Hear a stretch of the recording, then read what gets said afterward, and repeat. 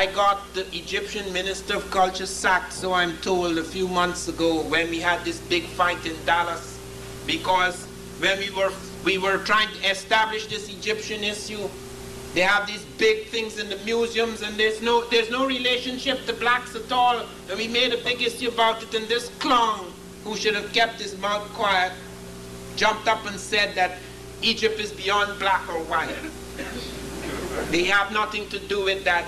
We have nothing to do with that. His grandfathers, as if he has anything to do with the native Egyptian who created this incredible thing. And the Greeks knew what they were dealing with.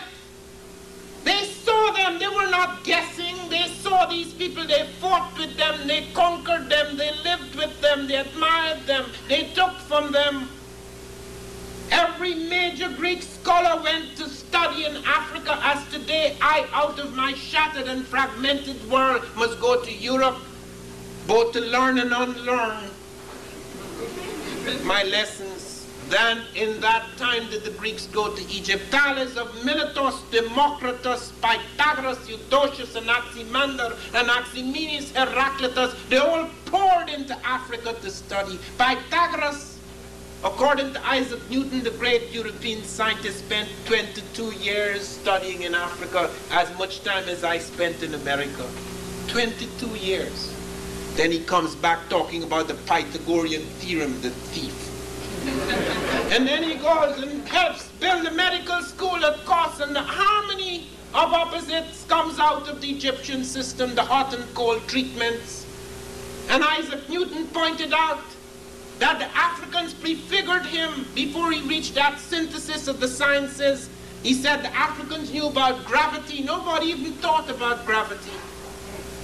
The Africans indicated their knowledge of gravity by talking about the harmony of the spheres. They knew certain things were kept in a certain position because of gravitational fields. And he said the Africans even knew about the atom. They didn't know about atomic fission or fusion, but they knew of the atom as the building block of the physical universe. They called it the monad. And even though they had certain mystical notions about it, they knew it as the building blocks of the physical universe. And we heard something astonishing in Washington a few weeks ago when Theophilo Benga, the head of Bantu Studies in Brazzaville, came here. The true successor to Sheikh Anta Diop, do you know what he told us? They have found a manuscript in the British Museum that showed the Africans were already talking about the speed of light. Nobody thought of light as a traveling force. They saw it both as waves as well as particles. Do you know that is recent in our science? To see light both as photons, particles as well as waves. They were talking of light as waves and particles. And they talked about the speed of light traveling millions of meters per second. Do you know what that means? And Dr. Finch in this book deals with some of the cases, the medical cases that appear in the Edwin Smith Papyrus.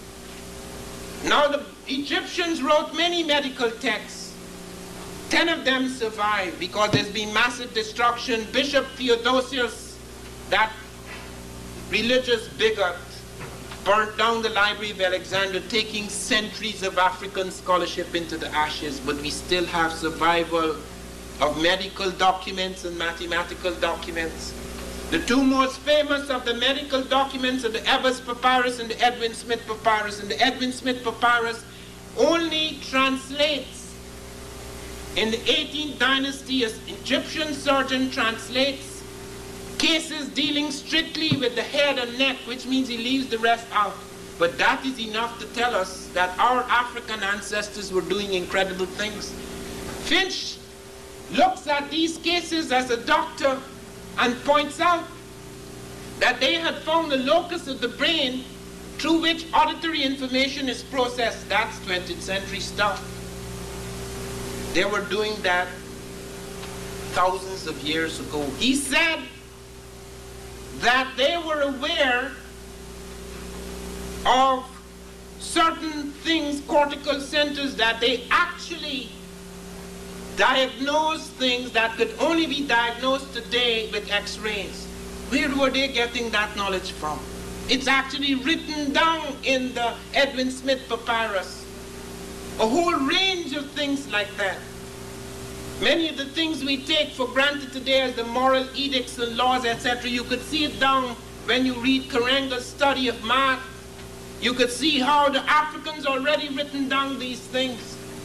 And here today we live in the shadow of the world, making apologies for ourselves, when we have given so much to the rest of the world.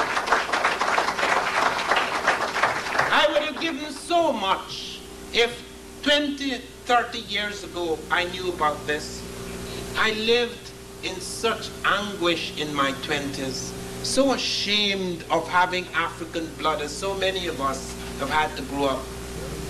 Making apologies for being in a world that we did not belong, a world controlled by others. And that was all right because one can live in captivity. That doesn't matter so much, but to know that one's mind is imprisoned. To know that even when you allow people freedom, the oppression of the mind is so great, their ignorance of themselves and of what they have done and what they belong to, their connections are so shattered that they feel like non-people. That is why we go back to this history, because it makes us whole again.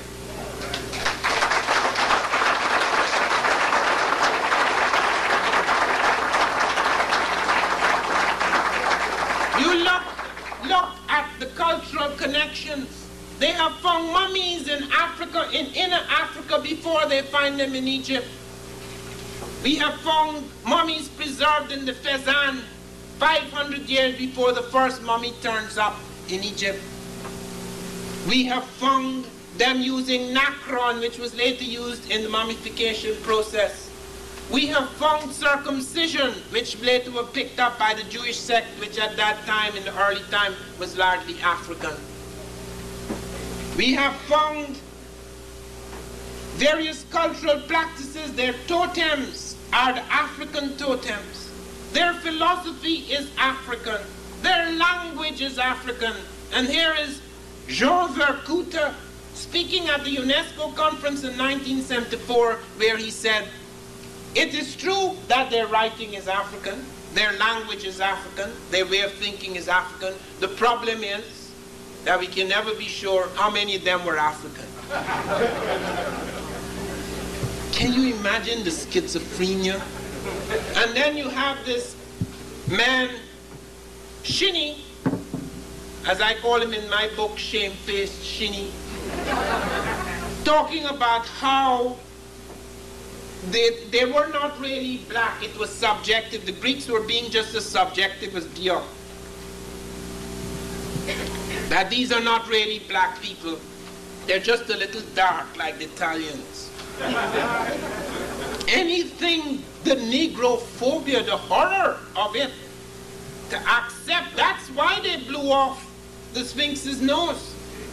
Standing there, and there is this godlike figure, broad-browed, broad nose, broad lips, broad cheeks, looking down with this broad vision on their littleness, contracted in the sands under this great godlike figure, and they shot off its nose and chin. It was through the work of Sheikh Anta Diop, and I had something to do with it too, because we had this international telephone link-up in which we had to persuade the modern Egyptians who are not real Egyptians to ask the British to return the splinters of the Sphinx chin and nose. The British eventually returned the pieces, saying that it was on permanent loan. And we may have to blow off the nose again after the Arabs reconstruct it if they don't get it right.